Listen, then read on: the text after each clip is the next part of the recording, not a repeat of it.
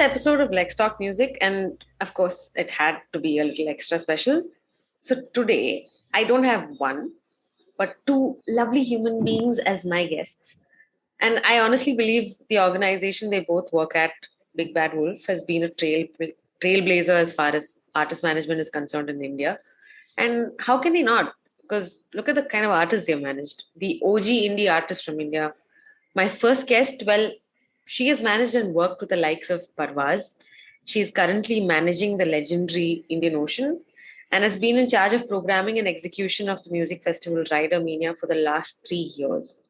And my second guest, he currently manages India's biggest indie crossover artist, Pratik Kuhad. Yeah, this the same guy who Obama listens to. And to top it off, has worked with cult names like Pentagram, Karshkali, Medieval Pundits, and oh man, I can't wait to chat and pick their brains today. So without further ado, welcome to Let's Talk Music, Yama and Anirudh. Yay! Hi. Hi. So I'm really, really thankful to have you guys here. I know it's been like super busy for both of you. So it really means a lot that you're taking time out on a Sunday to talk to me. So thank you so much. Not at all. Anytime. Perfect. So how's 2020 been? I know we're like almost like 4 months into 2021, but I want to know what everyone's take on 2020 has been. Like, how's it been for each of you? Yama, you want to go first? I was just gonna ask you.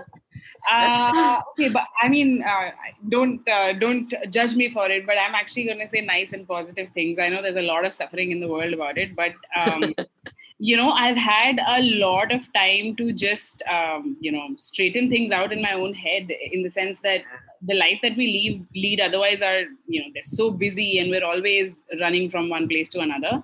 I actually really did appreciate the break and. In terms of, I think I saw another side to the artists that we work with, how much sort of patience and how much security they have, in terms of sitting out of gigs for over a year now and still sort of staying strong and making new music. So I'm actually quite happy to discover everything that I've discovered in the past year. So, yeah. That's really awesome. Anirudh, how about you? Yeah, it's actually been, to be honest, I think 2020 started off without the idea of this COVID being anything, to be very honest. But when it actually hit, we actually as a collective sort of pushed forward to doing a lot of things, starting with this project called Live from HQ, which actually Yama runs now. And where we basically it started off with people from our own roster just going live on Instagram because that's what everybody was doing at that point and seemed to be the most easy way to access people and just to keep people engaged. And that sort of transformed into something a lot larger, which Yama can talk about and is something that's very close to all of our hearts. But for me personally, the artists I work with actually were, like Yama said, have stayed so positive throughout the year. It's actually not easy to have actually spent a year out of actually depending on gigs, and which is the main source of revenue for 9 out of 10 artists that we work with. And the fact that they were still happy to take the moment to actually think about other aspects of their life, and sort of look at other things like someone like Pratik actually we got into action mode to actually make a music video for a song that was already recorded. Nice. And the idea was already there, but it's just everyone somehow rallied together to actually make that happen and took 3 months to actually come to fruition. But when it did, it actually made a lot of impact with Kasoor. We ended up signing to Elektra Records out of the US last year, which was a big step for us as well. And you'll hear more about that as things develop in the next year. I'm sure. Kamakshi, another artist that I work with, actually got down to focusing on what she could do digitally on her own without even our involvement in a lot of things, where she was literally picking up the phone on friends, on people she wanted to write with, collaborate with, things like that. And she actually did a lot in the lockdown by writing more music than she's ever done before. and focusing on things like social media and things like I want to regularly release music. She started this thing called Green Room Sessions, where she basically just literally from her bedroom where she set up her home studio, they played a song that was unreleased and just previewed it to her audience because she feels like she had so much music that she wants to share. Right. And that was really special for us. Yeah. So I mean, I think the bottom line of it was that everybody sort of stayed positive, and I think that's something that we took away from 2020, that we don't need to honestly base our lives only on Yeah. live gigs. um, Yeah. and not having that has forced a lot of artists to actually think a little more out of the box than they would Yeah. have otherwise. Not saying that we don't love Absolutely. playing live gigs. I know. We obviously all miss it. We all miss the adulation that you get from fans, whether it's in a college or whether it's Yeah. at a club. It doesn't matter where you're playing. Yeah. So things like that like for us have been really, really special. I know. And I mean, I honestly took personal offense when they said, entertainment was not an essential service. I'm just like, how the hell have you managed this lockdown without entertainment? And I mean, I love the kind of content that artists put out. And I know there are some of them who kind of faced like a block and said, I can't deal with this. And so many of them who engaged with like, their fans and improved upon their social media presence. And I thought it was phenomenal because there was so much of entrepreneurial skills that were shown by indie artists who I think like Raghav and so many other like even like the upcoming indie artists who have like made a name for themselves just in this last 1 year, just surely out of the consistent content that they put out. So I have tremendous respect for the artists who've like done so much in this last 1 year. That's insane, and a big. I mean, thank you to them. Actually, I mean, I'm married to one, so I know what he's been doing the last 1 year. So I feel it a lot harder. So yeah, but it's good to know that you've had like positive experiences, and I think that's it's a great takeaway from the year on how you can like better equip yourself for like things like this. Hopefully we will not have more of such complete lockdowns, but yeah, that's anyway. So Yeah, this is it, this is literally as I'm trying to have to reschedule a shoot with the potential of a possible full lockdown again being called in Bombay. yeah, So yeah. it's alive and kicking. This thing isn't going anywhere. Yeah, So we're I all know. gonna have to keep our just stay ready for whatever we can do. Exactly. I think just adapt and move. So yeah, Yeah. anyway. So what I'm really excited about this episode is because I know that artist management in India has people have like the weirdest ideas of it. Like they don't a lot of them, especially from artists themselves, uh, what they think about an artist manager and what artist management actually is, and how. And I've always been curious to figure out how people who are artist managers today, especially in India, chose it to be their career. So I really want to know how that journey has been for both of you. So you know what? Let me go with Yama. I'm going to start with you first. Okay. For me, it's actually the span of it is much shorter than what Anirudh has experienced, Hmm. and I actually come from a very, very different place. I used to be a teacher, right? And this Wow. never ever was a thing, a prospect of any sort for me. And so after a while I was teaching, during the summer vacations, one of my friends who's basically very close to Dhruv, who's the owns Big Bad Wolf. Jagas. Yeah. Yeah. Yeah. Yeah. So he, I did a small internship, and during that time, I curated a venue for about a month, Okay. where I programmed artists for that particular venue for, like, let's say every Thursday or every Friday. Hmm. And I was just generally, I was more of a listener before, and I was on top of the indie music scene in general because I was very avidly sort of attending gigs and all of that. But Hmm. actively, this wasn't a conscious choice that, hey, you know what, I might shift and become a artist manager, so to say. So during this internship, though, when I was curating these venues and looking at the lives of everybody at office, and back then Big Bad Wolf used to be a tinier place. I mean, Anirudh, if you remember, there were like 5 people sitting out of one tiny room, you know. Wow. And yeah, and I saw what these guys did and how much it mattered, honestly, you know. Yeah.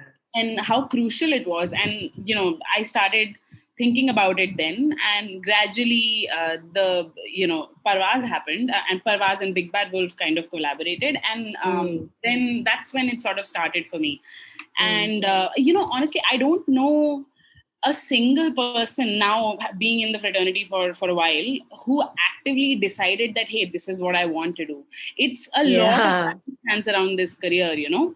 And and the shift was it wasn't easy. Like, you shift from a very mundane sort of wake up at an hour, go back to bed at an hour kind of life, to this extremely odd living situation where you're at a very, very obscure airport in the country at 2 a.m, you know. So it's a big shift that happened. And but once it did, I kind of started expanding the role and understanding the role better, really. And Anirudh and Pallavi from my office and Dhruv and all these people were people who actually told me what all it sort of entails to be an artist manager, you know. And yeah, and I mean, it's a thing I tell everybody whenever I'm talking about this particular transition to people. When I started managing Alien Chutney, Sid was the drummer. Sid Kutu was the drummer in the band, and he actually was like, you know what, you've handled 40 kids in a class. You should be fine with the band, you know. Yeah, I was just going to say this. So I actually replay that particular line to myself quite a bunch of times when you know, it's tougher to deal with individuals, you know. And yeah, I swear by it, man. Like, it's been a fun ride, and I guess I'm still learning. I'm not there yet, but in terms of career and transition, this is largely it. Yeah, but that's I mean, that's fantastic. I mean, going from teaching to, you know, being an artist manager, like completely two different things, but I'm sure there are so many things in common. Like, patience is very, very key, I'm assuming. Oh my God, yes. So yeah, and your ability to listen was also like should be like really important. And just this whole idea of, so I've never worked with a solo artist, right? I've always been managing bands particularly. And just this whole sort of system where you understand that there can be 5 opinions or 6 opinions or 2 opinions to a thing, and, you know, kind of navigating your way through that, finding the thing that's the best for the artist. It's a strategy I probably learned when I was teaching, but it kind of still applies in a very big way, you know. That's so cool. Anyway, I mean, thank you. That's like, and I'm sure a lot of people don't know about this, so I'm glad that we're talking about it. So, Anirudh, now I would love to hear what you have to say and how this happened to you and how Big Bad Wolf happened and all of that history. Well, actually, I was just thinking about it. I think May is 11 years of me doing this. Wow. Well, I just want to like I feel old. My beard's grown white. Sometimes I really wonder it's called how wisdom, I stuck at it. No, I don't even look at it as wisdom. In all honesty, I just look at it as, you know, I look at it as life experiences, and putting it all together is what makes us do what we do better as we go along, you know. And it's changed so much, you know. Like, when I wanted to be in the music business, I was in banking. I went to Hyderabad. I worked at Citibank while I was in a band in Delhi, which was my first real exposure to actually like this whole world of music and business and things that can happen and things like that. And then I decided to leave the band and go to Hyderabad to actually like take a back office finance job, because I was like, career really matters. Okay. I got there, and the second day I knew I need to get out of here. I didn't get out of here for another year and almost a year and a half. That's the truth of it. And I was this weird guy who actually hounded everyone who existed in the music business at that point. And now when I think about it, I really laugh because I still have those emails. I still have the email I sent Dhruv back then. Um, Oh shit. and Just yeah, man, adding my first email. this was Anirudh, Dhruv you at a were the very one I different added. stage of his life. Okay. So it was a very different animal that I was dealing with at that time. Um, but yeah, and then there was this music conference that used to happen in Bombay called Unconvention. Mm. Um, I actually forced the guys at OML to give me 2,000 rupee bus ride and whatever, like internship scholarship or whatever. I don't even know why I did it, but Uh, whatever. I got on a bus from Hyderabad overnight, came to Bombay um, to attend that particular conference. And I mm. think I saw some of the best live shows of my life till today on that one weekend. Everyone from Wow. Raghu Dixit, Swaratma, Mm. Pentagram, Siren Funk, and Oh we had man. like Bhayanak Moth, Demonic Resurrection, Scribe, all these guys all playing in a church, like black metal in a church. Imagine that. Oh Um, shit. Nice. Yeah. and it was the wildest 3 days of my life, and it was like I need to do this, and I somehow still didn't take the plunge. I quit my job. I went back to Delhi, decided I'm gonna like study for my GMAT and do all of that. Wow, you um, needed more and convincing.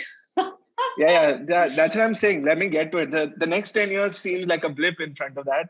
Mm. And then I got this random phone call from the guys at OML saying, we're sort of restructuring and we're looking to hire people. This is back Mm. in the day when OML managed a few bands and did a couple Yeah. of events. Yeah.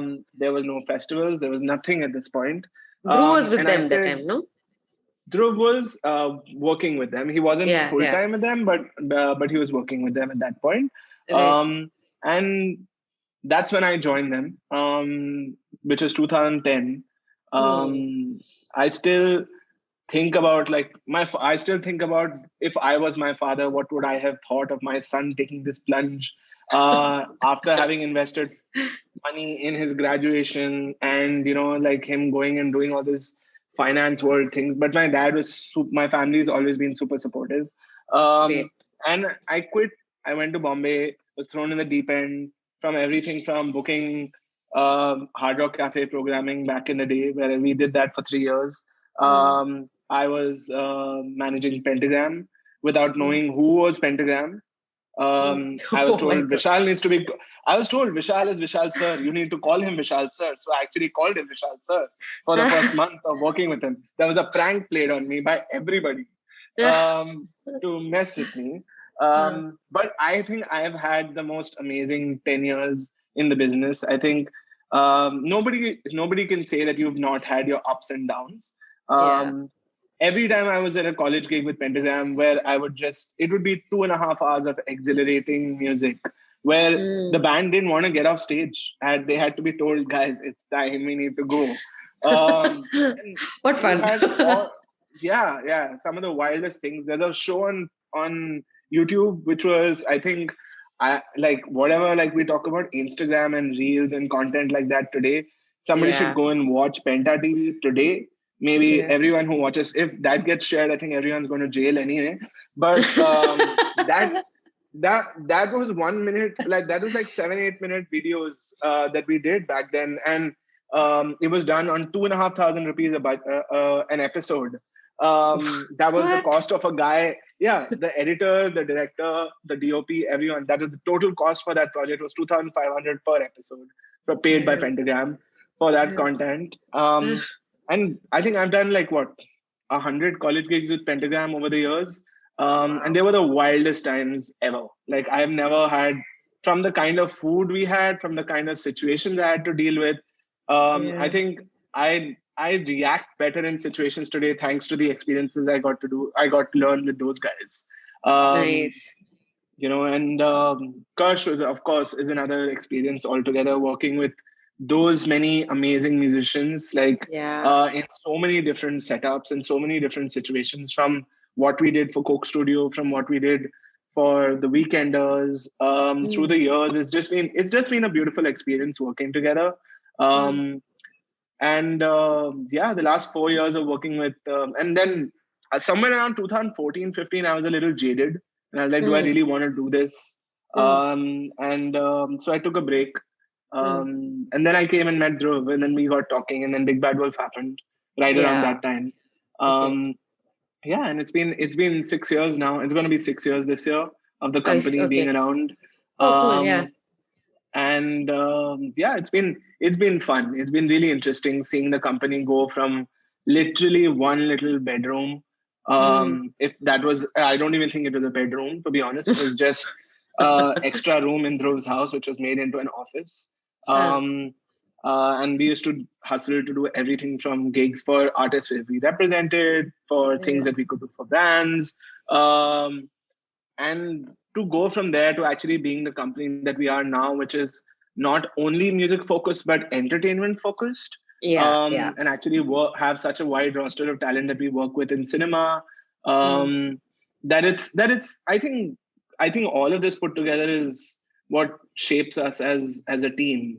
We're a Correct. bunch of crazies. Like, we're literally, I think right now, I don't know if Dave's been lucky enough to find the Huh. right HR person for us, but um, we're actually like 23 crazy people who have never made a CV in our lives, probably. And now, like, we're actually going to look for somebody to work with us. I really pity Yeah. that guy, like, pity the person who's got to work with us. But maybe it's a privilege for the guy to actually like work with so many wild nuts. All of us are Yeah. weird in our own ways. And I think that's what makes us an amazing place. I mean, Yama can vouch for that. I know. I can just sense it in like the joy that you have just talking about your work. And that's like very few people have that kind of luck. So that's great. Yeah. Yeah, Yama. it's been lovely. I mean, the past few years. I mean, the Okay. gratitude and the joy that we feel at Big Bad Wolf, I think it's actually, I mean, I'm pretty sure if you talk to us for like 2 hours straight, you'll probably get annoyed at that because we're full of it, because I think we're all, like Anirudh says, we're a bunch of very, very peculiar people who have somehow managed to fit very well with each other Hmm. and with the artists that we work with. It's a very, very fun Yeah. ecosystem. Yeah.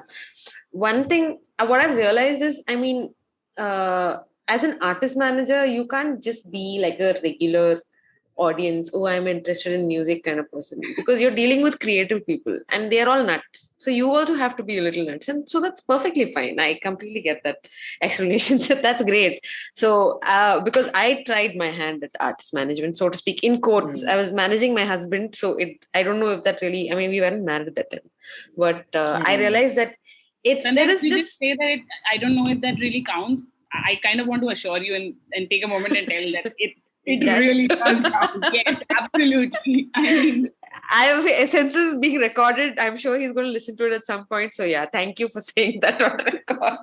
But the thing is, you have like all these myths around artist management that having a personal relationship with your artist, does that impact the management part?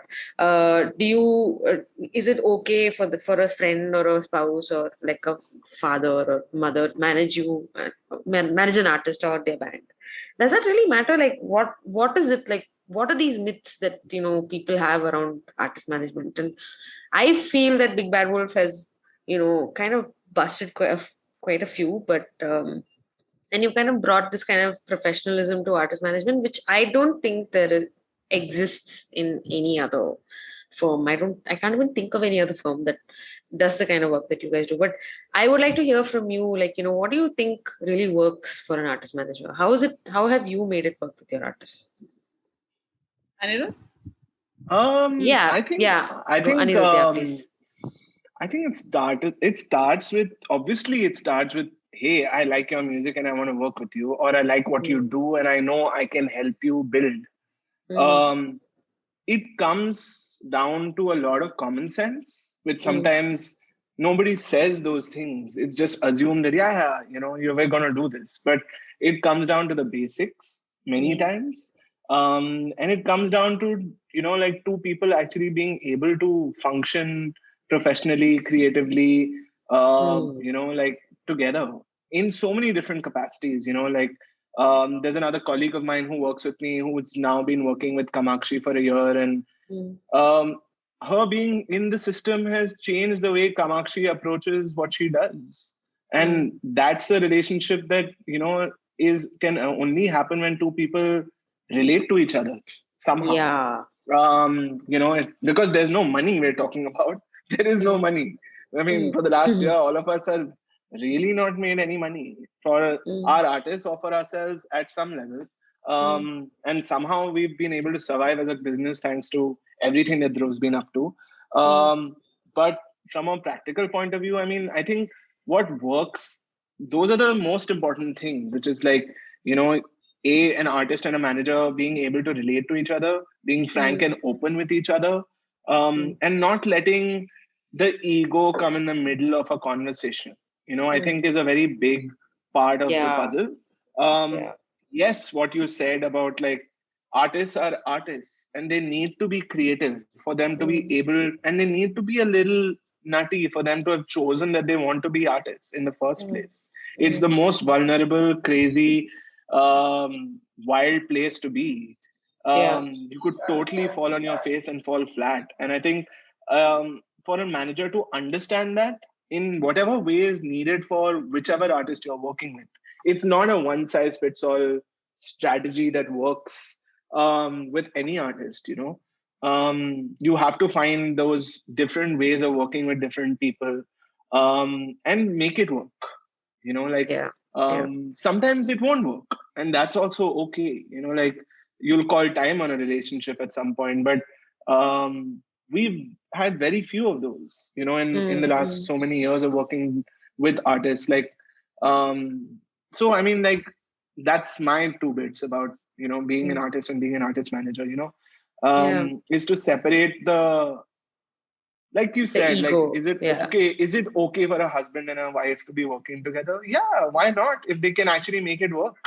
I don't see anything wrong with that, but I haven't seen it really work in a lot of situations. The traditional structure of entertainment in Bollywood was that, right, where you had a cousin or you had a secretary who was in-house with the actor, and he was the one going looking for work for the actor, versus the way it's built into now, where there is the world of an agent that exists who can actually go hustle for projects without actually having anything to do with your personal life, ideally. But practically, they all have something to do with it. So there's nothing you can do about it, So yeah, that's my thought about this whole, like, can an artist and have a personal relationship with a manager? Sure, but if you can keep your boundaries in place, great. If you can't, then it becomes a little hard to work with each other, Yeah.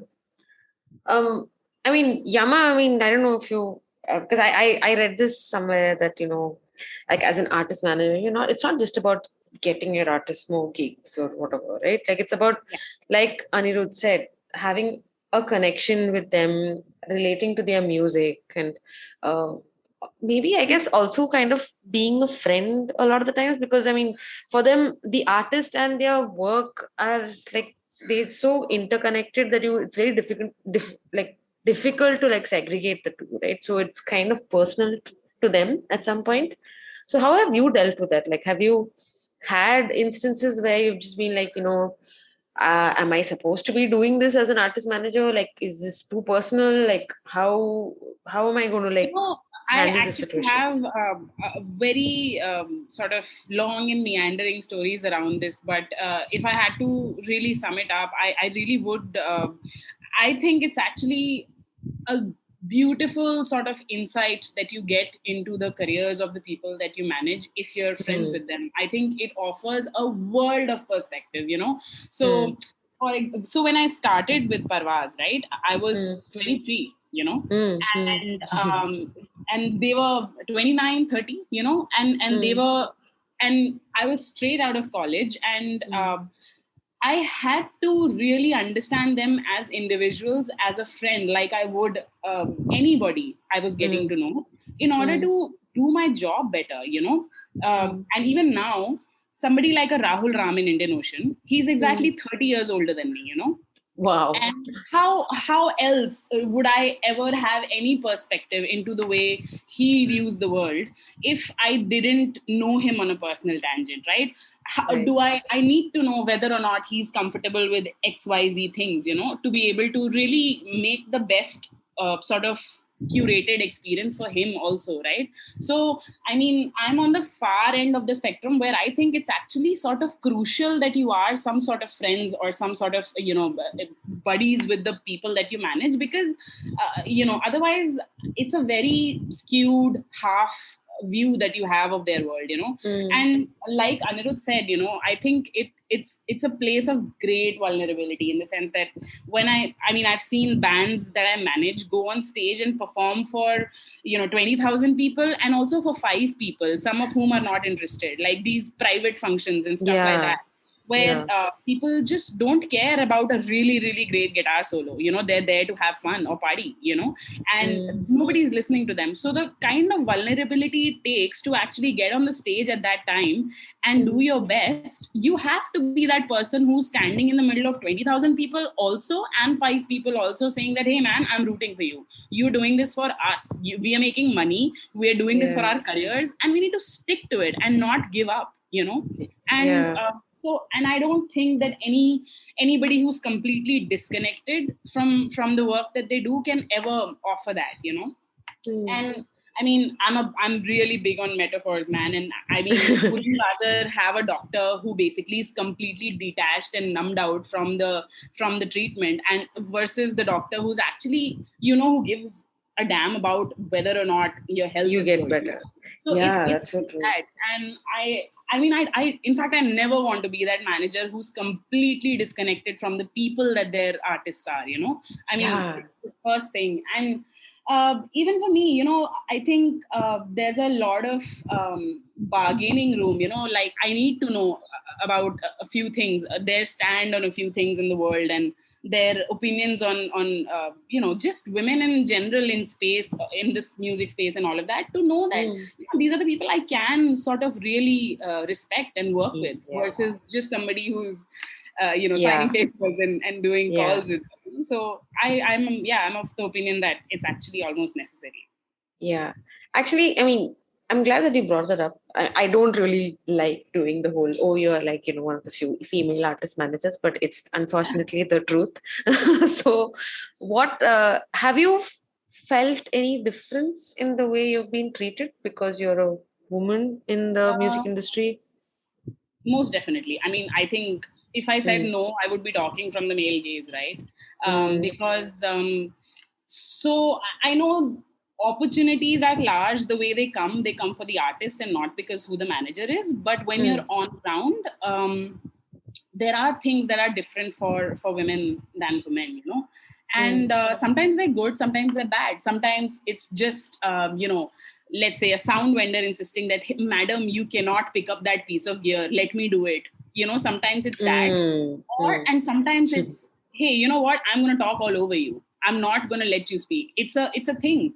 I've had I mean, there have been shows where the entire production crew, the entire sort of vendors, everybody is basically male, and I'm trying to say something specific, which I know from the band's perspective, from the artist's perspective, which nobody is ready to listen because they don't think I know enough. And, coupled with the fact that I was 25 and, a girl, it always kind of popped up. But what gave me strength in all of these situations was that my workplace is the exact opposite. My artists are the exact opposite, So they have constantly been the kind of people who are like, you know what, ask her, she knows her deal, so just find it out. And I'm like, so many times Anirudh and Dhruv at office have basically stepped away from it and said that, dude, why are you calling me about something Parvaz, or why are you calling me about something Indian Ocean? You need to talk to her because she knows it.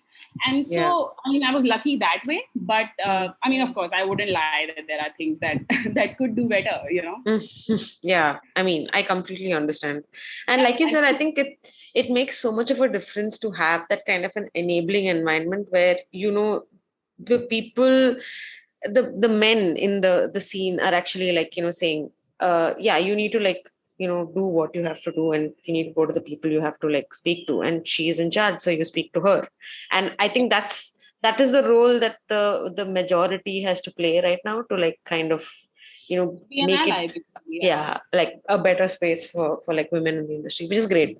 Although Anirudh, it is not so bleak anymore. I think it's getting better. yeah, it is. That definitely, and I genuinely feel that the indie industry is a lot more, um, I think, sensitive to these issues, and it's not just about being woke and being cool, and they're actually aware of it. They take serious offense to people being treated in like basically being discriminated against, and I'm so glad that we have that part of the industry as well, so, which is great.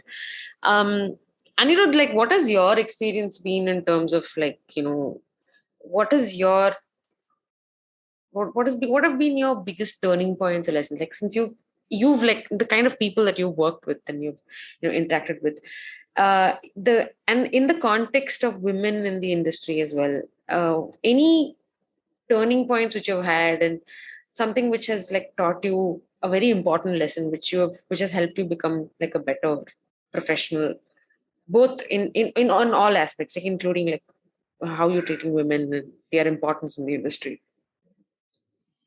Um, to be very honest, I don't think any of us thought about it that way. Mm, Because where I worked at before this, which was OML, as well as where I work at today, women were always in key positions in the business. mm, And have always been an integral part of the business. Like, mm, I mean, even at Big Bad Wolf, from that point of view, I mean, Yama can vouch for that. But like, we've sort of like always looked at, I've never looked at it differently, that hey, you're a girl, mm. so you can't be a tour manager, or that you can't lift gear, simple things like that. Yeah. um I don't think are things that need to be thought of. In fact, I personally think women bring a dimension to the business that we as men can't bring. I very Mm. openly feel that very strongly. Thank you for There is saying a that. there is a very like creative sort of bent that comes from the way they look at life differently from how we look at it. And it's Mm. not right or wrong, it's just different. Yeah. And I think their capabilities, their bent of mind, their drive, their desire to want to do things as much as we do is showing now across the business in so many different ways. I mean, um, I believe that's something that I very strongly believe. Women are equal party to whatever we do. So I don't know if it's one particular thing per se, Mm. but I mean, there's so many different situations where I felt like I mean, correct me if I'm getting the question correct, but like Mm. we're talking about like a life decision which made me feel like women were important, right? That's what you're asking, right? Yeah, and especially in the professional, in your as a artist manager. Yeah, like I personally think like I work very closely with my with a girl called Deepika who we hired last year and who Mm. joined the crew. And she's been very, very, very supportive. And she Mm. comes with a different sort of energy. She's 23. So it's a different energy altogether from us oldies at 35. But I also think she comes with a creative thought process that makes all of what we talk about sometimes very like clear and very Mm. different. Mm. And that value is something that I have seen from very close corners in the last year as something that has been really special. Mm. Whether it's her way of working with people, whether it's her way of working with situations, whether it's her way of just being organized and like focused and creative at the same time, Mm. while looking at it from an admin point of view, I think has been really interesting to observe. Mm. Um, Even if it's not like we've not like the truth is that we've all worked remotely for the last 12 months Yeah. so much that Yeah. a lot of us are actually taking a moment to actually adjust to the potential of going back to office Yeah. in the I traditional know. sense. Yeah. And we actually as a business worked a lot anyway remotely. Yeah. It wasn't really structured that way, but it was like if I was in Bombay, you were in Delhi, we got on a phone and got things done. It was never Yeah. we never had an office in Bombay. So like for us, but Mm. we always had half a team in Bombay. So, or especially in the last 3 years. So we've never had the issue of an office being the thing. It's just that it's easier to work with human beings physically when you're sitting next to them. Yeah, that's true. We had a random meeting in October where Deepika happened to come, and that was the third time that I ever met her in 9 months Okay. of us working together at that point. My God. And she went back and we spoke on the phone 2 hours later, and she said, "This feels normal. Yeah. Like I'm not used to hearing your voice from behind my head.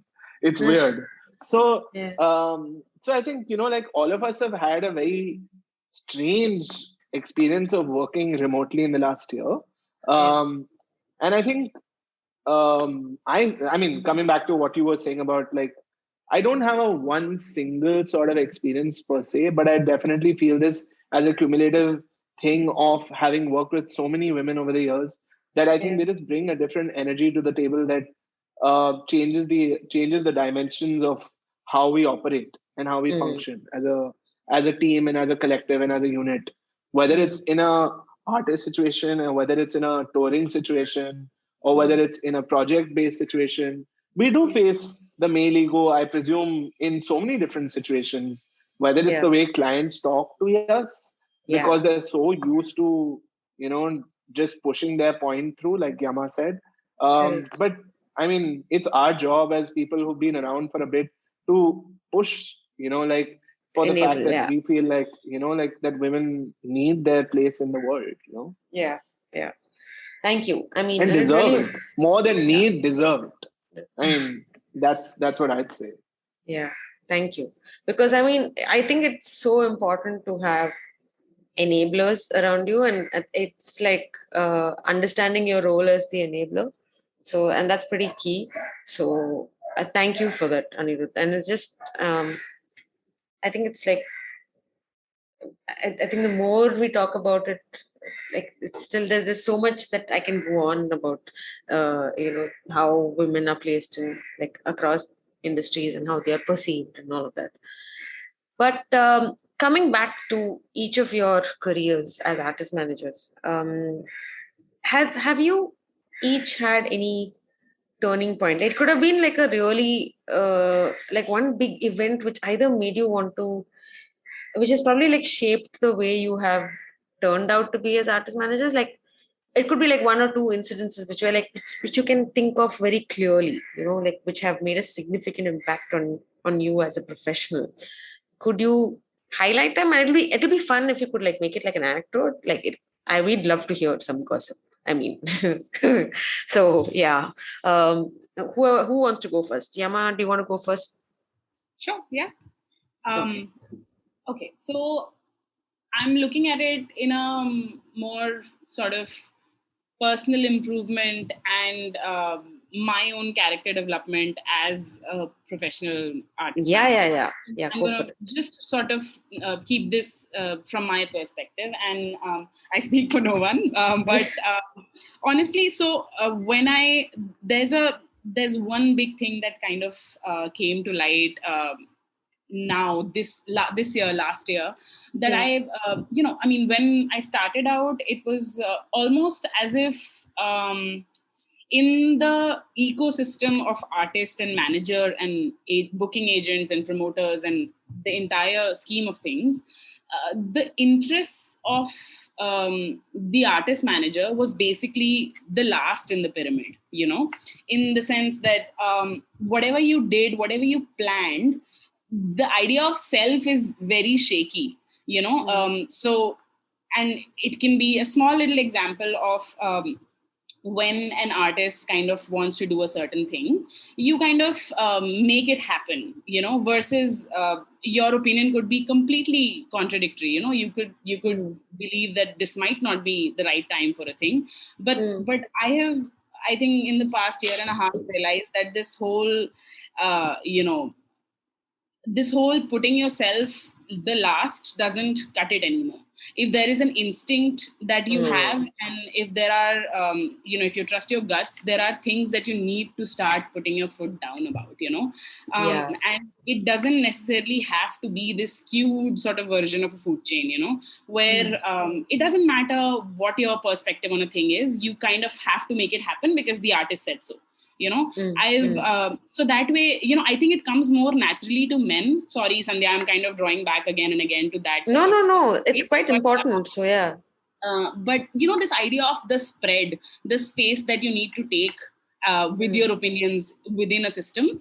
I think that's only dawning on me now. So as an artist manager, I have, if I had to sort of really dumb it down and say in a line, I would say that I've started to trust my instincts more, and I know for a fact that I need to start acting on them versus just kind of being the background music, and that's really changed a lot of things, in the sense that I'm able to now fully sort of put my perspective across and have the artist give me the ear. And again, like, I think it kind of goes back to Indian Ocean a lot of the times, because in a room full of people who are much much older than you, and you're sitting there and you're talking about these different ideas that you might have for them, it's not it takes a very very big person to actually give you the room that you deserve, so and I started getting that with Indian Ocean, and I feel really much more empowered as an individual with opinions than I did before. So so yeah, I mean,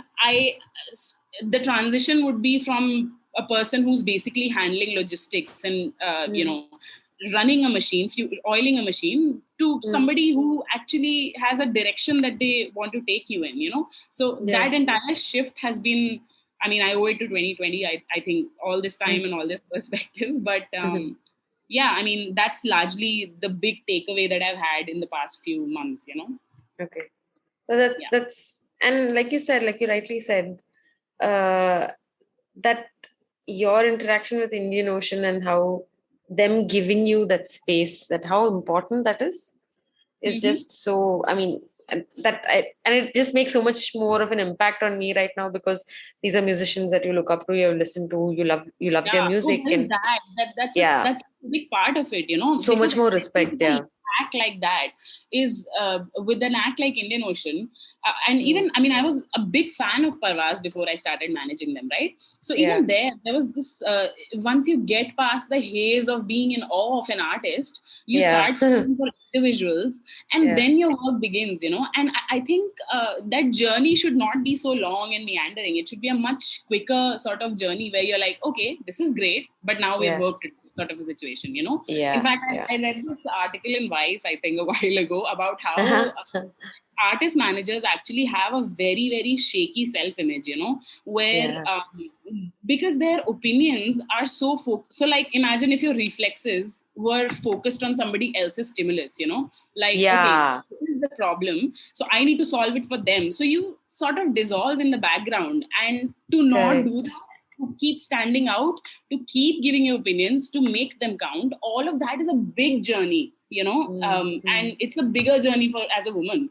So it's a thing that I think, if somebody kind of, if there was anything of semblance to formal education for this thing, I think this is the first thing I would tell people, that, dude, just don't be the background noise. You're here for a reason, and your opinions count, and you need to start stating them, So yeah, I think I'm finally there, which makes me feel very empowered and very good. And I mean, I think that's largely the big shift I'm talking about in my career also. That's great. That's wonderful, Yama. I mean, I'm really happy to hear that, because it takes a lot to like reach to that point. So congratulations. I'm sure it's like well deserved. So yeah, Anirudh, why don't you tell us about what was your, I mean, anything that made a significant impact on you, that kind of affected the way you started looking at your career? So I think, so to be very honest with you, I think I spent a larger part of a lot of the last 11 years actually working with people who are much older, who'd been around in the business longer than me. Not really that much older, but more like, been around in the business longer. So I sort of like Yama said, in a lot of situations ended up basing my decisions on their judgment versus pushing forward my own judgment in a lot of situations. And I think the most important thing that I think I've learned, especially in the last 3 years of working with an artist like Prateek, has been that the artist needs to understand that this is not a one-way street. An artist and a manager working together is always going to be a two-way street. And we should be discussing random things and arguing about things as vague as a simple artwork, or it could be as massive as a full-on tour, and dealing with situations along the way. I think what I learned in the 7 years of working with everyone from Kirsch to Pentagram to the Pandits to everybody, um, helped me do what I do with Pratik a lot better because of the fact that Yeah. I understand that perspective and that situation. But I also know his perspective is very different from theirs, where he Correct. wants my opinion. He wants to listen to what I'm up to. He wants to know the things that I'm up to. I think it basically, like Yama said, I think it boils down to the fact that two human beings need to want to listen to each other and work with each other, Yeah. and understand that yes, I have a personal relationship as being your friend as well, but on the other side, I am your business ally. So I will always have your best interests first and foremost. And why would I push you to ever do anything that you that is not right for you?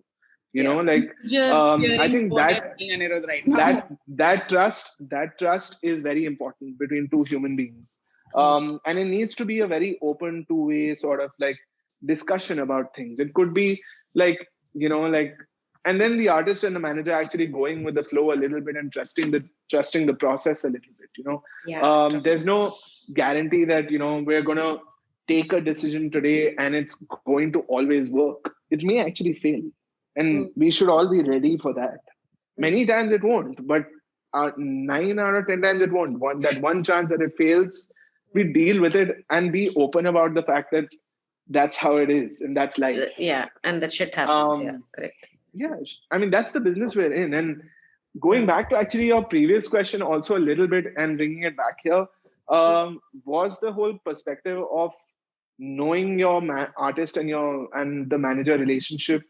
Like Yama said, yeah, I totally agree with that. I think if there is a personal rapport between an artist and a manager, it's a lot easier for both of them to relate to each other. Many times, if communication stops for a long period of time, it becomes a little hard, to get things through. And sometimes the communication tools we use, like WhatsApp and all, are not the most ideal situation, because what is in text Yeah. is very different from how it gets perceived in tone over a phone call, or Absolutely. in a face-to-face meeting. So um, yeah, like it's a sum of all of those things that makes us who we are. And I think that's where we'll add value to artists and their Yeah. careers. Yeah.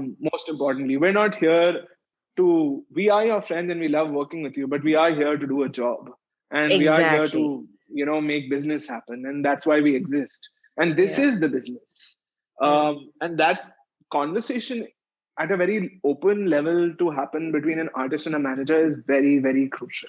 And I think it's something that very few people actually like talk about that way, because the nature of the way things run in India, everyone's like trying to race to play gigs, to hustle, to make enough money, to survive, to do all of those things, that we don't end up sometimes just breaking it down and saying, hey guys, can we take a moment and actually scale it back a moment and actually talk about like this, like what should Yeah. we be doing on socials even if we're touring, what should we be doing on from a release point of view even if we're touring, and how what can we do that's different. I mean, we're having some business conversation and planning conversation internally within the business that we've never done in 11 years, but it's important because it helps us do what we do better. And Yeah. those conversations need to happen with your artist as well, because that's when they know that, hey, these guys really mean what they're talking, like, and they're not here to just hang around and be Correct. my roadie.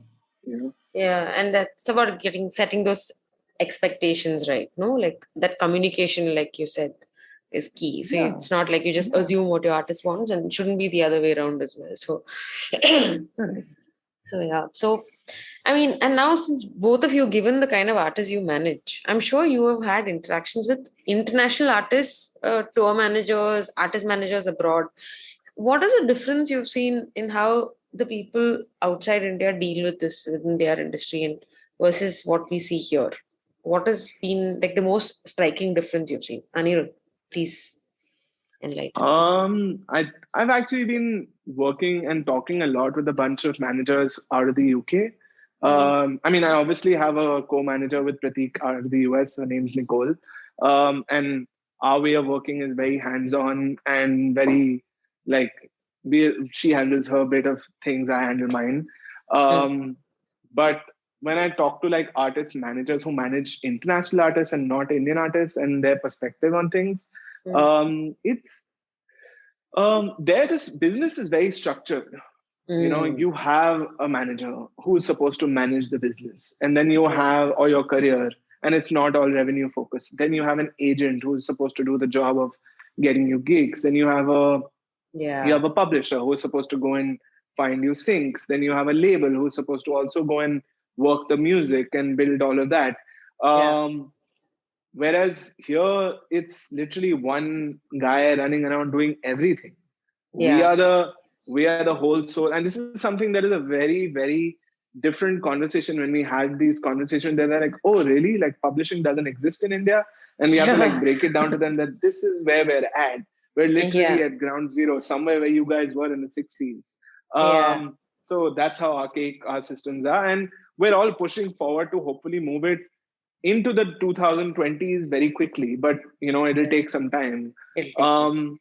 But explaining that and looking at it from that perspective, and their way of dealing with things is very different from how like one manager comfortably over there manages 5 or 6 artists, but they're as involved in the lives of their artists. It's not like they aren't as involved as we are. It's just that they're not taking care of like your food and your phone bill. You know what I mean? Sometimes we've gone and dealt with those situations where we're like, why am I doing this again? Like, it's not the job of the artist manager to do that. But hey, it's the only way to get things going. And Yama has seen this on close corners in my life. So I mean, so I mean, like, I think the perspective is very different, and the way things are done is very different in both places. And it's wrong to compare both situations because I think the situation is different there versus the situation is different here. However, at the same time, I feel like there are things we can learn from them, which is, the way of how they've built a structure and a system for how to work with artists and how to work with more artists and impact more lives. And that is where I think we're taking a moment to actually figure out how to go there as a business, and as a team. And it's also for the artist to understand that, hey, my manager is not only working with me because I don't have him on a retainer and a salary. He's literally, he's available to me at a time that is convenient for him. Not always, like pick up the phone and call and the manager is available to you. So that being said, we're mostly always available. That's I don't think that changes. But I'm just saying, like, from an idealistic point of view, you try and bring some structure to the business for the artist to understand it, as well as for business in general to understand it. So every like in the US, everything's done on email and on like very conveniently. People don't talk to each other for weeks and they get things done. In India, if you don't WhatsApp some reply to a WhatsApp message, you'll be like, what's wrong with you guys? Like, it's 7 p.m. How could you have not replied to me? I got called on 31st of December last year in the middle of the pandemic saying I want to do a show sometime in February. And I literally told the guy, I said, dude, it's 31st of December. I'm back in office on the 2nd of January. Let's talk then. There's no pressure. I bet your client's not expecting a response on 31st of December. And the answer I got is, I work with my artist 24/7, 365 days a year. I said, great for you. But that's the way the business. And if I don't reply to that client, the argument is also internally within a system that, hey, you should be responsive no matter what happens. And that's where, it's about balancing your dream of what you should be to what it actually in reality is, So, I mean, all of us have dealt with this, I think, at different levels. And have you felt like there is maybe a greater respect for boundaries and personal time off when you're dealing with like international infrastructure versus local crew?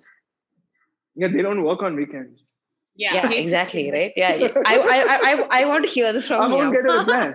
So, Yeah. so ever since I started working with the label, Yeah. clients in India need to deal with them. Yeah.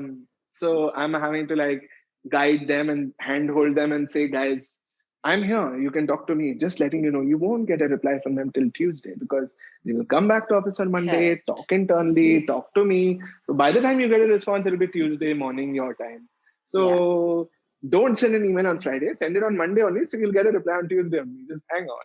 So Exactly. it's Yeah. about understanding those ways of functioning. Mm. We don't do that here. We get a call on Sunday on WhatsApp for a gig, and you're responding to the person because if you don't respond, that gig may actually go to somebody else. Yeah. And that is unfortunately the reality, and it's a hard one to break. You know, Mm. Mm. That's so true. Yama, but what yeah. about you? Have you faced similar things? And Oh yeah, like, I have similar anecdotes like what Anirudh was just talking about. I mean, I remember last year sometime early, I was in some B town, basically checking the band in at a uh, hotel, and uh, while I was on a call with this major OTT platform lawyer, uh, talking to me about a oh, deal, right? So uh, while I'm in the middle of this licensing negotiation, there is this some whiny sound engineer will in the one corner be yelling about, bro, I'm not able to check in, bro. So I'm just like, hey, you know what? Hold on, one of you, yeah, we'll figure it yeah, out. So it's such a chaotic sort of space that I don't even yeah, know where to begin about these things. I mean, I was yeah, just in that particular moment. Also, I was very struck by the whole irony of it all. That who is the bigger stakeholder here? The angry engineer who's supposed to play the show tonight with the band, or the the platform that lawyer. I'm talking to about hefty Yeah, money, and like it was a big important deal. And yeah. so that way it's really unstructured. But like I'm big on idiosyncrasies, man. I think I take it with a pinch of salt and I go about it, because That's okay. I've gotten used to it. I think that's our little Indian version of the hustle that we talk about. Yeah, But like you just, if there was one thing I could sort of really work around, it'd be that kind of structure that Anirudh is talking about, right? Having the booking agent do this job, and somebody handling social yeah. media, and somebody keeping tabs on numbers in general for streaming, etc., and somebody doing the touring part of it. That Mm, sort of, I mean, that's the bigger dream, right now. Uh, mm, but whatever it is, this is a little version of eh, what we have. yeah. No, and the thing is, I mean, I want to let you guys in on something which I had planned, like how I got into this whole, like how I got into music and like, the industry. In 2015, I was supposed to have gone to the US for to do my master's in media and entertainment law, and my plan was to like continue there. This was in LA, and I wanted to like become an artist manager, and because there you have attorneys signing off on everything, and like your artist management firms and how they're structured, it's so, like you said, it's so organized, and you have like a lawyer signing off on everything and planning it, and especially the business part of things. So in my head I was just like, and then unfortunately that plan fell through, and I continued in India, and I thought, okay, I'll just do what I wanted to do there over here.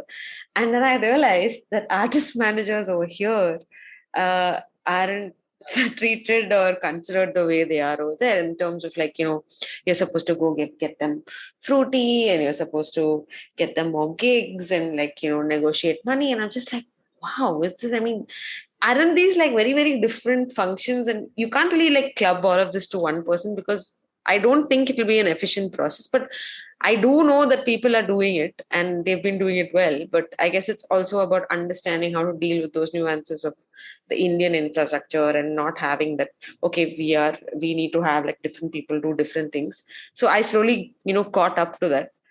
But I guess in due course we should be seeing a significant change, because people have realized that being an artist manager isn't just about getting you more gigs. There is so much more at stake. It is about having this person involved in your creative process. It's also having this person advise you and like be your sounding board, and it's just a completely different ball game than just getting you more gigs, right? So I think that was like a big realization for me back then. So yeah, so when I'm hearing the stories that both of you had to say, and I was just like, yeah, see, what I thought was right. It's like great realization for me. So that's pretty Yeah, you're cool. the intern and the boss at the same time if you're a Yeah, yeah.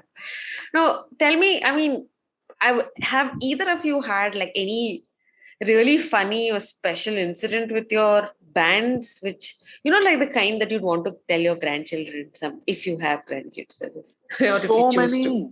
many, Oh yeah. so many, Too many to count. Okay. too many, huh? Okay, let's like pick like top two for each of you. Like something funny and something else really scary or something which will like make people go, oh. So yeah. Oh And yeah. So are you there are too many pentagram incidents in my life that are hard to like Why am I not divulge surprised? Yeah. from the point of me being a bouncer for them while they were trying to do a music video shoot on Juhu Beach on a Uh, Sunday evening. oh To shit. And that video never ever came out. By the way, it became a Oh, how completely sad. animated video after that. But yeah, we did it. To like having to deal with somebody calling me and saying I'm at the airport and we've all checked in because the person's shown up late. Mm. I don't have any money with me, Oh shit. and I have excess baggage, Uh, and the jet privilege saving his life somehow because he uh, had some points and jet was kind enough to allow him to use his points against excess baggage. Um, to showing up in Agartala. uh, This was one of the wildest college gigs I have ever done. oh, In wow. front, it was a gig which must have been in front of 20,000 people easily, if Oof, not more. that's Um, nuts. Hmm. this was in NIT, where I think this was the first time they were ever holding a festival. So they had no clue what was happening. Band was happy. Most of the band was happy to go because, it's a great place to get stuff. Uh, Um, and they went for a couple of days. uh, Um, so the first day I went to the venue to see let's hope everything is sorted. I uh, have taken a sound engineer, a light engineer, everybody with me. mm. And we reached there. The power for the sound and light is connected to the same transformer, which is a basic transformer that all of us have in our home societies. And they've Oh my literally god. taken two wires and just jacked it straight in there because they're Oh, like, this is Agartala. There's no generators here. oh my god. Every speaker of that system was a different speaker. Every light, so every time the sound went up, the light would dip. Every time the light went up, the sound would dip. So we decided to keep the lights on and leave it so that at least the sound would be proper. So Yeah. the sound engineer basically chilled the whole Yeah. gig. Uh, Um, and and huh. then and then when it came to sound check, I got to know there are no amplifiers. What? So luckily Randolph went straight out of his guitar board. Papal Uh, had a DI, so he went straight out of his bass DI. uh, They brought a kit for a child for Shiraz to play drums. So I had to be like, no, we need a drum kit. And then the guy whose kit it was actually came to me and said, like this kit is something that my child plays on, and he went on that India's Got Talent and all of that. आपने बताया नहीं 20 साल sir का show है ये वो. Um, and finally, he ended up somehow a drum kit showed up with no sound check. We played the gig. It's the only gig in my entire life that Pentagram has come to me and said that Vishal has come to me on the side of the stage. Chale kya? Like, I can't do this Anymore. bullshit anymore. I've dragged it along for 90 minutes. That's as much as I can do of this. Oh Um, my so god. yeah, I mean, like from Yeah. that to actually like landing in Calcutta, Vishal has missed his flight for the first time in all these years. He's Uh, never missed a flight. He missed the flight. Other people have missed flights. He's never missed a flight. uh-huh. And we reached the hotel in Calcutta. So Okay. we've gone so if you know the airport in Calcutta, it's slightly far out of the city. So Yeah, we've yeah, yeah, yeah. gone from there and reached the venue, Mm, the hotel actually. mm. And when it's time to go for sound check, I mean, an hour later, Shiraz calls me and says, "Where's my snare?" I said, "It was with you." And he said, "No, I brought it and I loaded it onto the because we had a system where everybody loaded their own gear.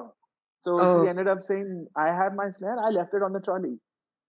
So I had to pick up the phone and call Vishal in 2013, where Vishal has gone to the lost and found at the airport, okay, after landing, to find Shiraz's snare. By stroke of luck, we found this piccolo snare and then brought it to the venue when we played the gig. So all sorts of random shit has happened over the years, and by the stroke of luck, somehow we've not lost anything in all these years, barring hair. I think hair is probably the only thing all of us have collectively lost. But and sleep. But yeah, I think hair, sleep. I don't think we thought about those things. Like it was just a wild ride to be on tour with that band. Like I have toured with everybody. Nobody comes close to that. Like it's not about the money. It's not about anything. It's about playing in front of kids and putting on a show and having a blast. And I think that experience is something that for me, like nobody can give me enough money to actually want to go back for those experiences, because it's just fun. Like that's what we were doing. I was somehow trying to convince Vishal's studio to not give the dates away for Vishal and Shekhar shows, which were 20 times the cost of what we were getting paid for Pentagram. Because I thought that, Pentagram should play shows, and Vishal is like, cool. So he didn't care about the money. It was all about the fact that I love doing this, and this is who we are, and we're going to have fun. So I think, I mean, for me, like experiences like that, you can't replace with anything. Yeah, it's priceless. No, if everything else, just MasterCard. Sorry, it was very lame. But Yama, tell me about something that really, like, which is burnt into your memory. There's so many things, and actually I'm listening to Anirudh and I'm constantly kind of going back on how similar everybody's existence is when you're touring, So all these band members being marooned at airports and stuff and being held at security because you look a little ragged because you haven't slept in 3 days, and vendors showing up without the right gear and things not starting. All of those things, I think they, as annoying as they are when you're in it, I think it's common to all of us, and couple of things, man. I mean, with Parvaz, we had gone to Srinagar to actually play a gig, and none of us actually, because it's very it's a very unorganized sector, even more so than the rest of the country over there. So because not a lot of non-government functions really happen there, right? Events really. You don't say. It's not okay. I'm just telling you that. Thanks, Yama. Of that, but yeah. So we actually so nobody was basic until we landed there. Until we reached the venue, we weren't really sure it's going to happen. Okay. Oh my God. The gig happened oddly, and on the way back, when we were, with like 120 kgs of gear that looks very odd, like nothing like usual luggage. Oh shit! Bigger security, and at one point, the security person just basically refused to believe that what it was. So they're like, okay, open it up. So in the middle of nowhere, Khalid is basically opening up his pedal board. And shit. Like, what are these wires and why is these, these lights and all of that? And then they opened up Sachin's snare and they were like, what is this? Like, they used to believe they were musical instruments, Yeah, shit. What it was, they actually, and this is the middle of the airport, they're actually playing a little snare, and this guy is plugging in the guitar and like, sir, dekho, this is what it does. So this whole concert of sort is happening at the Srinagar airport, and they're like, so madam, why do you have this guitar and all that? Because we divide up the luggage to kind of get through and all that.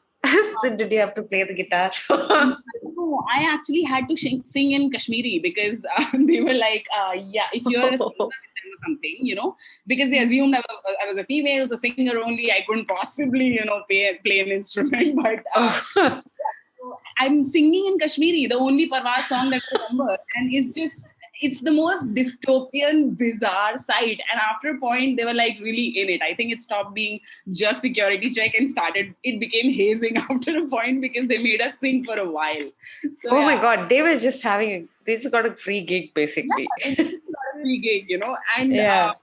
and getting out of there, we were like, what just happened? We Happened. don't know why were we singing for an hour and a half, and it just really, oh, Sound yeah. check. Yeah, sound check at the airport.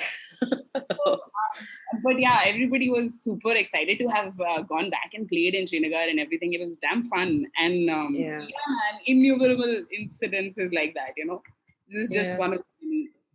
Yeah, but seriously, these things like such experiences are priceless, no? So I mean, that way, I think as an artist manager, what you're exposed to is like, I mean, obviously, like for me at least, being an artist manager was the second best thing to being an artist myself. I mean, it's not like I had those capabilities. So I just thought, being in that position, witnessing all these cool things and fun things, and like even the scary, I heart in your mouth kind of moments was like make it so much more special. And I was just, I And mean, what do you think, should we before Sandhya moves forward, should I talk to her about Shillong? please, if it's fun, if it's Shillong? scary, if it's anything, please do. What about Shillong? Okay. Do you not remember the incident at the Weekender with Veer? What is No. this? Oh my God. Okay. So basically, this is, I think, basically 5 years ago, Weekender in Shillong. And the airport is basically, the Guwahati airport is where we land and then we drive. Yeah, further. and then you drive, yeah. Right. So basically, one of the artists that we were there with had to return super early in the middle of the night because, there was an early morning flight. So I dropped the artist and I was on my way back to the hotel where two people, basically they were in like police jackets, but the neon ones, they kind of stopped the car and they were like, you can't kind of drive around here and all that. And like, they were super aggressive. And then the one who wasn't talking to us, the one who was standing at the back had a gun, right? So this was pretty intense. Yeah. And then this is the same year, Anirudh, you were also there with Karsh.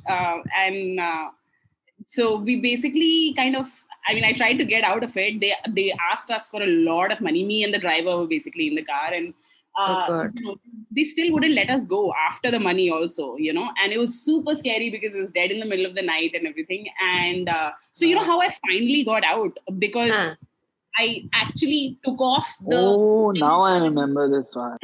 Right? And then Weekender artist band, and I promised that if he wears this band, he will get all area access and he will get to see Papon. So he was a huge Papon fan, and that's how he was like, "Madam, are you promising me I'll go get to see with this?" And the festival was it was the last day, it was already over. So I was like, just don't look at the date on it. Thank you. I really want to see Papon. I want to sing for him and all that. And I was like, this thug is basically telling me that he's obsessed with Papon. And I was like, thank God for art for existing in places I didn't think it would exist, Yeah. Basically got out of it. And I met Papon a year later and I basically told him that, man, you low-key saved my life a little bit. So these are stories that you tell. But this one I'm maybe definitely... your friends' kids, yeah. There's one more story, by the way, before we jump ahead. Go for it. My first college gig in Guwahati, 2011. There's a video on my YouTube channel, which is my YouTube channel, of Pentagram at AIMT Guwahati, which is at Shilpagram there. There's a new management college and they've booked this event. The band has started performing, and from the side of the stage, this like assistant of a cop, but this cop guy tries to walk onto stage. And I had to politely say, no, sir, you can't go on stage. It's not safe, this and that. नहीं, मैं हिंदी गाना request करने जा रहा हूँ. So I said, नहीं, आप नहीं request कर सकते. They're Pentagram. This is an English show. This is not a Hindi show. He was slightly tipsy. So what, I think he must have been 4 or 5 drinks down. He put his assistant cop, whoever his assistant junior was, to start following me on stage. or side of stage, wherever I went, with a gun pointed at me. Oh my God. Yeah, literally. So there was a big rifle pointed at me the whole time. And wherever I went, this guy was behind me. So the minute the band got over, I made sure they got on their cars. And at that point, this guy goes to Vishal and starts complaining that I didn't let him come onto stage. Okay. So Vishal said, "Sir, आप tension मत लो, वो हमारे ही आदमी है, वो हमारे भले के लिए कर रहा है, उसको जाने दो." So, so the guy then said, "Okay," and then Vishal, I think, signed something or sang him something. I don't even know because I was busy packing up the stage. Next I know, the cop has put his entire force that was at the venue to follow the band all the way to the hotel from the venue. Like What that did was security it or became just like a stalking? protest. No, all his security. Like Okay. all the men, like imagine if there were 30 cops in like 5 different vehicles, put them my God. all in there to clear the path so we could get back straight to the hotel. Wow. Yeah, and I get back to the hotel, and all the fans have followed these cops and shown up at the hotel. So Oh, suddenly there were Lord. 200 people at the hotel also trying to take photos with the guys. So Oh, yeah, we've done lots of entertaining things like that, you know, like so. that is nuts. Yeah, So I mean, basically, you had like an it's hard. entourage. Yeah. Yeah, different. I think someone should definitely at some point in the future write a blog or a book or something on the tour diaries of bands or artists traveling in India. And I can't even imagine what the stories. I don't even know what stories will come out of the guys who travel with Bollywood acts. Oh, yeah. Their Yeah. their tour and their diaries and their stories are a whole other animal. Yeah. Because they do when they tour like crazy guys. So like 8 gigs, 9 gigs, 10 gigs on the trot every night. They're traveling. They Yeah. literally get into a city, play the gig, and bounce to the next city. Yeah. And the kind of things they deal with, and the kind of shows, and the kind of things they see. I mean, I can't even It's imagine what it nuts. would be, you know. Yeah, I'm sure. Crazy shit. But Anyway. But thank you. These stories, I feel like I know these artists so much better. I feel like I know them very personally now. So thank you so much for these, very insightful stories. Um, Talking about all these things that you've had to go through. Okay, if you had to like advise an artist manager on the things that they need to how do you upskill as an artist manager, what are the 5 things you'd recommend, which you both know for sure can add more value to your artist career, apart from, of course, being a bouncer once in a while and having to shoo away really annoying fans? What are these? And I'm talking about like really practical skills, not just about like reading up and all of that, but things that they can actually like work on and be more confident about in terms of like how they represent the artist, or how they defend the artist in a certain situation. What have been your experiences, Yama? Please. So I think anybody who wants to be a artist manager needs to understand the value of different opinions and perspectives. I think everybody at the age that they're starting out especially have very strong opinions about a certain set of things. So I think the best way to work in this job is to actually shed all pre-existing notions that you might have about a thing. And I think giving the room to the artist to once in a while not be this ideal person that you think they are, and letting them be their most honest self, it takes you a long way. Then other than that, I think researching your work matters. It's not, so, I'm one of those people who actually doesn't think that if you're a very good somebody who can just tomorrow become your manager. It's a job that requires skill. So just because somebody appreciates your music can't just walk in and take over the job. It's not that generic a job. It's actually very specific. So in that aspect, I think a lot of research on what's going on, what are the current trends in your country, what the numbers are, what the social says, and some sort of analysis into the general overall presence of the artist is crucial. And it's not something that just in a day somebody else can take over, you have to really be invested in understanding the business at large, and not just being a big fan. It doesn't cut it, and that. And other than that, I think there's a outreach is a big thing, which so in India, I think what ends up happening inadvertently is that people sort of service more than they do outreach, so like, let's say there's an incoming query, and you will really sort of handle that well. But when it comes down to times like these, what you can do and actively sort of for your artist is also a big question. I mean, you have to pick up the phone on 20 different people and be like, hey, listen to us, or hey, this is the music that I think will work very well with your brand or your film or your ad, or etc., etc., right? So that level of sort of active working is really crucial. You can't, I think you're doing a disservice to the artist if you're just passively letting things happen to you. And I think I learned this the hard way after a bunch of years. I used to be, it's very easy to get content in this whole little bubble that you're doing enough, and everything the way you translate it into something. That's part, like, usually half the job. The rest of it is active working towards it. So I think this keeping your eyes and ears open for any work opportunity, just like a non-artist would, any profession does. That kind of thing is. I don't think that the creators really have that sort of headroom to do that. Yeah, exactly. So there's that. And I mean, I do think analysis of the numbers that you see in front of you is really, really crucial. And, just keeping up with the trends, I think. And also, yes, because I said that you need to find your voice. So have opinions and state them and kind of evolve them over time with the added ideas of the others is important. Thank you. Anirudh, what about you? Like, what do you think? What would you recommend? What do you think are the things that add value?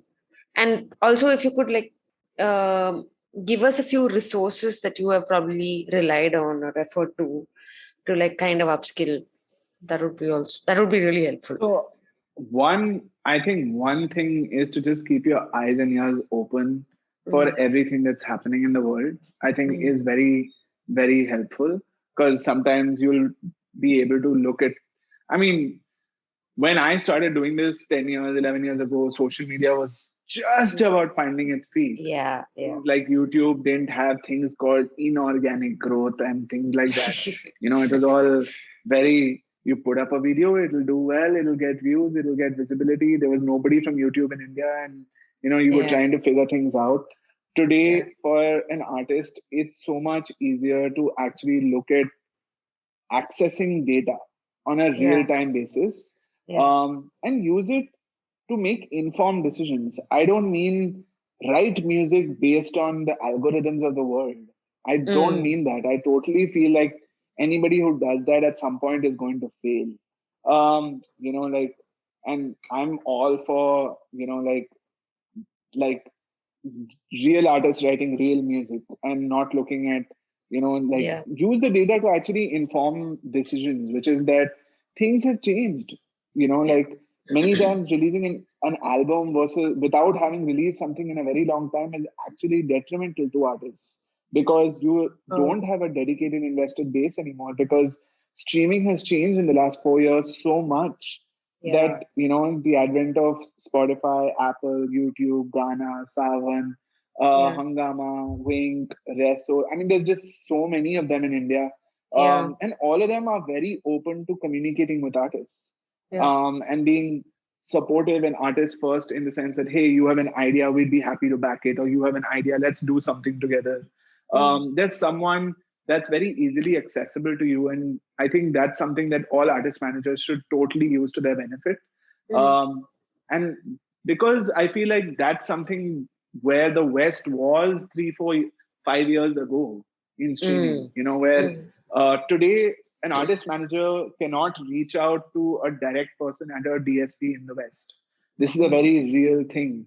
Yeah. You cannot like I had this idea where I was like, hey, why don't we actually find the top 20 or 10 curators of playlists on Spotify or on YouTube and all of that, and actually like send them a package. And I got Mm. told like that's illegal.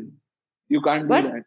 Oh, Yeah, but in the why? West, in India, everybody gets away with a lot of things because Yeah. they don't look at it as because things are a lot more structured there, and they don't like the Mm. idea of favoritism and the idea of that happening. That Mm. being said, on the sly, I'm sure there's enough people talking to enough people. So I Yeah. mean, people at the Yeah. back end are always talking to people. I mean, I'm but sure. having said that, the advent of data is very helpful. Using it to make informed decisions is definitely helpful. Mm. Being open to trying out new things, they may not always work, is very helpful because there are new social media platforms that are coming up and may not even survive a year, but Mm. exist today and can actually help you grow your base Mm. in the short term. Mm. Unfortunately, social media is the way to connect with your fans. I say unfortunately because I feel like a lot of artists get stuck in the rat race of I have to keep putting out content to stay relevant and to keep my numbers up and all of that. And sometimes that pressure takes away from the creativity of the artist.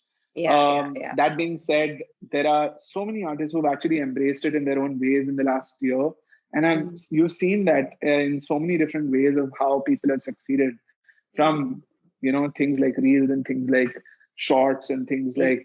like India. The beauty right now for artist managers to know is that India is almost like a test market for short form content in the world. Yeah. Like reels launched here before it launched in the West.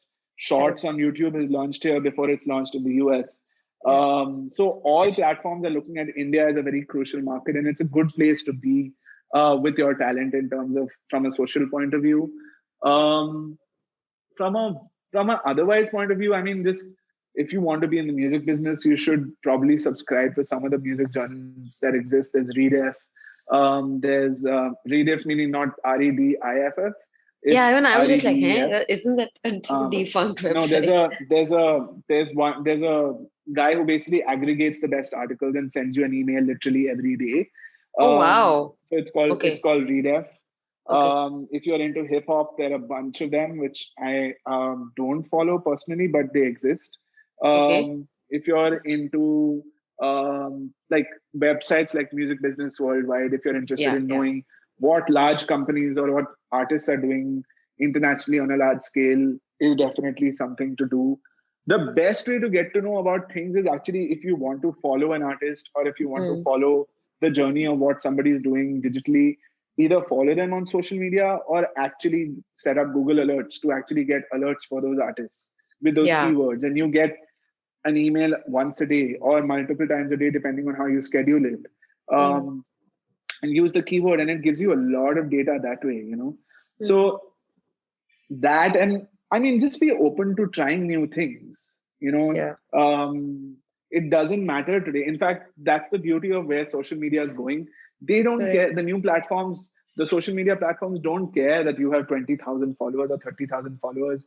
They Mm. just care about the content and how good it is. And like if you're able to build an audience. And there's so many artists in the last 2 years who've actually found a way to connect with audiences by just doing things that they would do otherwise in their Right. bedroom, but now just putting it out on social media. Yeah. And then they go and get, I mean, there's this guy called Sam, I don't know his last name, who basically has the most high-pitched, beautiful voice that you and I would have ever heard. And he sings everything high-pitched from Cher to, like Wow. Metallica to anything and Dream Theater. Uh, And he's gone and got signed to a label now, and he's actually like putting out his music. that's so So, cool. and he became a lockdown sensation last year. So things like that are starting to happen there. I mean, we have Mm. our own Yashraj Mukhates of the world who are doing what Yeah. they do here in their Yeah. own way. And so, I mean, social media is a weird place. Mm. It can be great and it can be negative at the same time. Some of us love Mm. it, some of us hate it. Mm. But use it to your benefit and be positive about it, and you'll see the benefits in time. You won't see it immediately, but Mm. you'll learn to connect with people, Kamakshi put out a cover of Oh Sanam some 4 or 5 months ago. Somehow Kusha Kapila found it last week and started sharing it. And she put out the full cover, and there have been a bunch of just organic reach happening out of Bollywood, Yeah. just out of a cover for her. So someone who, who otherwise only wants to focus on her own music, the fact that she actually agreed to put out a full version of a cover Yeah. in the last 6 months. I mean, and that's found its audience on social media. You never know, You what can never happen. know. Exactly. Yeah. I mean, I think that's so I mean, that's so true, because you never know what really clicks. You might be trying so hard in one direction when it's like you do something casually in the other direction and it works really well for you, and it's just like, hey, why didn't I do this sooner? No, so yeah, I think having that open mind is great, and as an artist manager, spotting that and making sure your artist is also open to new experiences. I think Yeah. that's I mean, and very also be important. ready for your artist to evolve. Many Yeah. times, you'll have an artist who today wants to be very dark and very like moody and very like want all his content and visuals and social media to be perfectly aligned that way. And Mm, then suddenly something switches in their life and they don't want that anymore. And that's mm, fine. That's who they are. And I think that's what makes artists real. I mean, we're all so fixated to one particular visual of somebody and we expect them to mm, stay there, rather mm, than actually evolve with time. It's those things that I think are things that we as artist managers sometimes forget mm. and realize that artists are human beings and they will change. Today they're in a Yeah, dark place. Tomorrow they can be in a very positive, happy, supportive place. yeah, yeah. That's so true. Cool. I mean, I really wish I had so much more time like talking to you guys, because there's so many things that I personally also want to know. And I think I'm sure these are things that, whoever's tuning in also want to like figure out.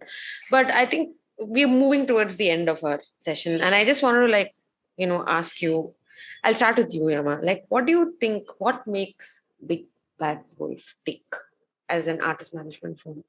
Is not, I mean, I know it's hard to not be biased, but you've interacted with other artist managers for sure. You've seen your artists perform. You've seen other artists perform. What is it that you feel as is Big Bad Wolf's USP? Um, where I think, honestly, I could go on about about Big Bad Wolf. Yeah. But I think we're a people first company, Mm, and in the sense that by people I don't mean artists, I mean people who work behind the artists, right? This mm, job in general, I mean, a good manager is the manager that's disappearing in the background, is never outwardly visible, mm, right? mm, And so there's very little, so to say, nobody claps for you when you do the job well, right? mm, And somehow Big Bad Wolf has always been that company that'll clap louder for you than the artist. mm, So I think I remember releasing my first single, and not knowing how to go about it because I had zero idea how things worked, right? mm, And I remember bugging everybody at work about, okay, what do I do next? And what do I do next? And these guys being there like, um, like a mentor. I had like 5 mentors sitting right there, right? And mm, um, when it did end up coming out, they weren't clapping for the artist. I mean, they were happy that this artist has been able to achieve what they wanted to with their art, mm, but largely they were clapping for you, right? So it's a very, I mean, I'm not even ashamed to say it, but we're a very emotional company. We're all sort of mm. always kind of patting each other on the back and telling each other what we do right or wrong. And Mm, despite everything, the drama that comes with artist management, mm. this is the one steady thing. And Yeah. I remember this is the first year I was working at Big Bad Wolf, and Veer and Alien Chutney was what I was managing, I mean touring with, not entirely managing, along with my Mm, friend colleague Pallavi. mm.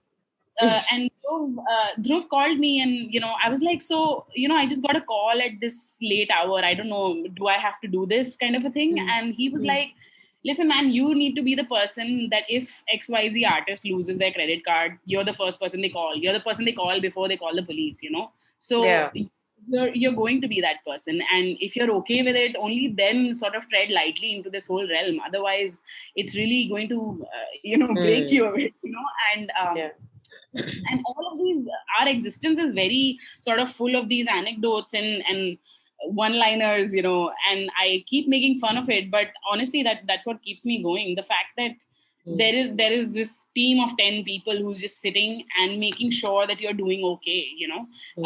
Anirudh and I have had very odd patches with our artists individually, and the way he was there when things were rough, it's I mean, there was no way I could possibly tell a friend about it. There was no way I could make my family understand what this whole scene is, and in that moment, having a person like that with some insight and support and perspective, it means everything. So yeah, man, like so you get the idea, right? How happily I am at work, So man, that's about Big Bad Wolf. That's what sets it apart. That it's out here looking for you. It's your place. It's the safe space. It's home. That's I think that's like a phenomenal compliment, for any company to receive, and as an employer to have that vibe. It's when you're not just looking at it as a job, right? I think that's amazing, and that kind of connection that you have with the artist and what you do for them, and more importantly what you do for yourselves as managers and looking out for each other. So, and Anirudh, you've been with Big Bad Wolf for what, 6 years? No, you've been with them right from the beginning. Close to right? 6 years, So what is its vision or mission, rather, as India's, I would think, India's leading artist management firm? So I would go into actually saying that I don't know if we have like a mission, to be very honest. And I don't because I just think that we work with so many different things.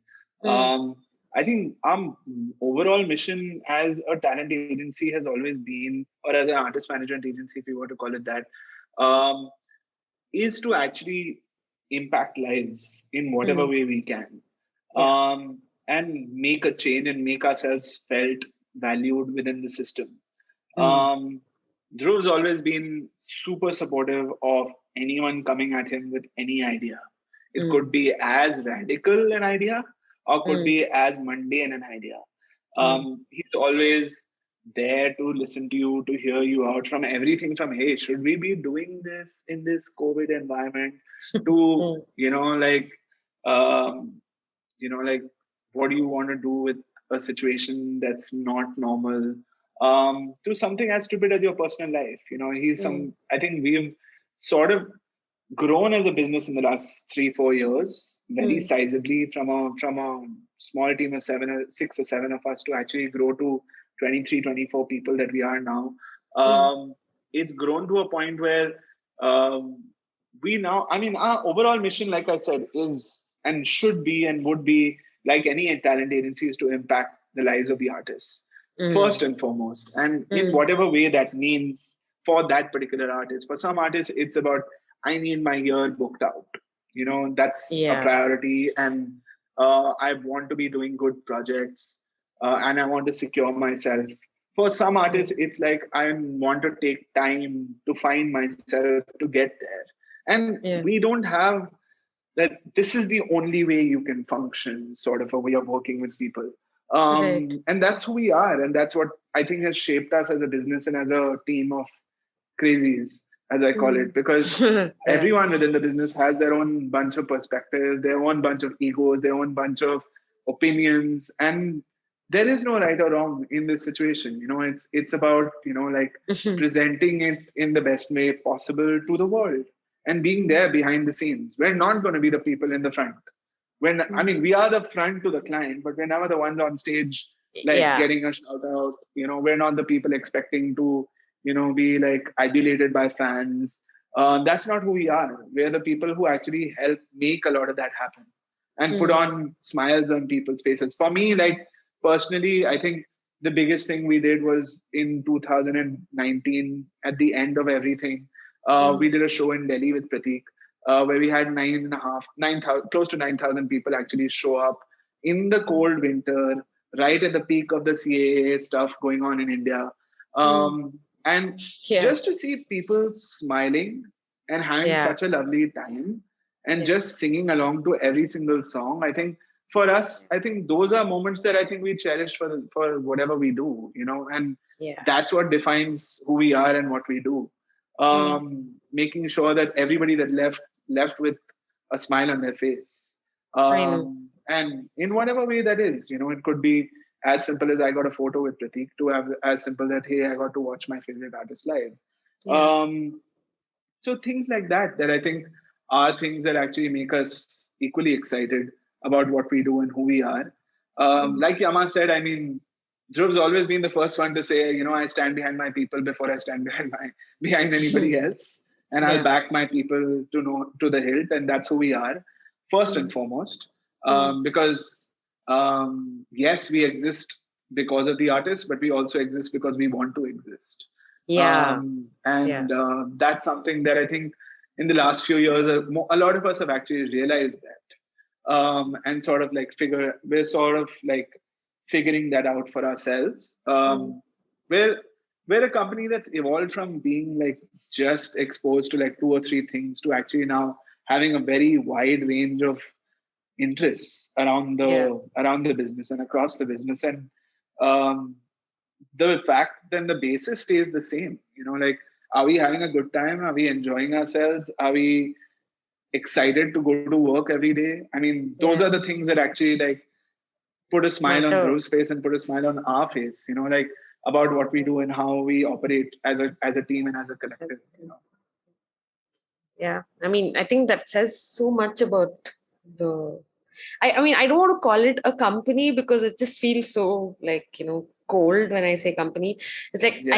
I think organization firm is just like feels more cozy and more, I think, appropriate to an environment Family, like. man, just call it a family. Yeah, it's just like you, and I mean, I don't know if I had sent that when I started off like 5 years ago when I decided to like jump into the music industry. So I mean, I know Stuti because we studied in the same law school, and I reached out to Dhruv with this massive rant about how I want to do something for the music industry, and this is what I have in mind, and I don't know where to begin. And he was so sweet about it. He just follow your heart. Just there is no plan. Don't plan it. And I was just like, it's true though. Yeah. It is very true. Totally imagine. It is very true. Yeah. And that actually now when I think about it in hindsight, like with all the stuff that you've told me, it makes so much sense because I just didn't plan after that. I just went with the flow and I realized, okay, going into the legal side of things actually made sense because there wasn't really anyone doing it. And I got this opportunity to talk to so many people and actually interact with people who made a difference, not just to my life, but to to the work that I've put out as well. So that just makes it all the more special. And, it's just, I don't know, I guess it's a great role to be in. It's tough, I know, because it takes a huge toll on you emotionally as well because you're that involved with your artist. But I mean, I really love the work you guys do. So congratulations and thank you for doing what you all are doing. So yeah, but that brings me to this question. Is artist management a feasible career option? It seems like it from what I've heard, but I mean, I want to hear it from you. Like, what would your advice be to people, who are aspiring to become artist managers? Because I do have people reaching out and saying, I want to be an artist manager. How do I go about it? And I really don't have an answer. So I'm looking to both The of you truth for an is, answer. I mean, if you ask Yama when she decided to want to do this to what she's doing today, is it the same ideal dream that she had then versus what it is today? I don't know. Like, because a lot of us actually came in with a very different understanding of what the music business is. Like, I came from, like coordinating with two people to get some random club gigs where we got paid 3,000 rupees a gig. Actually, that's what we used to get paid. That's what bands used to get paid to play in clubs. Bands today are spoiled for choice and actually get paid 20,000 rupees the minute they start playing or wanking their guitars. No offense to the band, and I'm so happy that they make money, so we make some money. Yeah. But I think it comes down to, um, it's definitely a lovely career, and it's definitely a lovely place to be, to actually impact lives. Mm. Both, when I mean like you're impacting your artist life as well as impacting people who are consuming what your artist is giving Mm. them. You're involved in a creative plus business role, Mm. which is, there are not too many places in the world where you actually get to do this. Yeah. In my opinion, is it easy? No. Is it tough? Depends how you look at it. Is it financially viable? Maybe not in the beginning. Is it going to be financially viable in the long run? We all hope so. Mm. I mean, those are the true analogies of what I feel the music business is. But it's an exciting place to be. It's Mm. definitely a place to get to experience so many different things on the road, to Mm. actually discovering a lot of things that are behind the scenes. Yeah. You get to see, and you get a window into the lives of things that you otherwise wouldn't get to see ever. Like, Yeah. and that's what's special, and that's what's fun, and that's what's exciting, rather Yeah. than, like, the way a lot of people looked at it, which was, like, it's all going to be amazing. No, a lot of it will be shit. I mean, but that's the fun. It's putting it Yeah. all together that makes it fun. I know. I'm sure like a lot of the incidences that you've like, mentioned in the last like 1 hour plus, at the time that you went through, you must have been shitting your pants, but like now you can look back at it and laugh at it, and I'm sure you've learned something out of it. I So still, I yeah. still shit my pants about things, and I don't understand. Sometimes I laugh at it. I'm like, why am I still so stressed about this? That I mean, I have 11 years of having done this. Like, I shouldn't be stressed about this, but sometimes it does impact you, in a different way. Yeah. And you have a different perspective on something from somebody else, and it means a lot to you, which is Mm. different from how it's meaning and impacting somebody else. Yeah. Yeah, I mean, those things are the things that, are where we're at as a business. That's beautiful. Yama, Yama can do, definitely do say, you have any words of advice? So I actually want to go back to what you said, Sandhya, Mm. about people asking you whether or not it's a good, feasible, so to say, career option.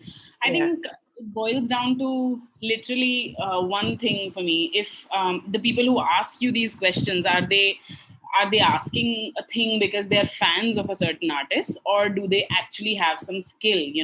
Because Mm. if you apply for any other job, you would want to know, hey, can I sit at this desk at, I don't know, a bank? The first question would be, hey, do you have the qualifications to do that? Right? So Exactly. you're just asking, hey, maybe I should be this XYZ's manager because I love their music. then Mm. then do what the fan would do: buy their merch, show up to every single gig, buy their tickets, hustle for them, make a big noise about them on social media, write about them.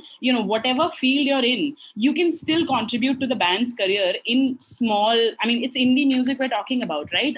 Every Mm. single share, post, like, listen, Counts. stream counts, right?